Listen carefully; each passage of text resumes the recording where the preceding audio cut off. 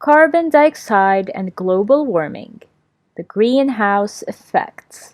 Let's see what is the greenhouse effect first. So in this diagram we have solar energy, the sun. Here it is giving heat to the earth. So heat passes through the atmosphere to the earth.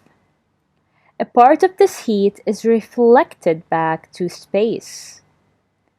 At the same time, after the Earth's surface is heated, the Earth's surface is heated up by the sun and radiates the heat back out towards space.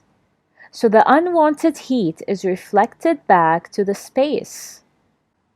Now, greenhouse gases in the atmosphere trap some of the heat. In the atmosphere, we have greenhouse gases like carbon dioxide. They trap heat. So they trap the heat reflected back by Earth inside the atmosphere's layer.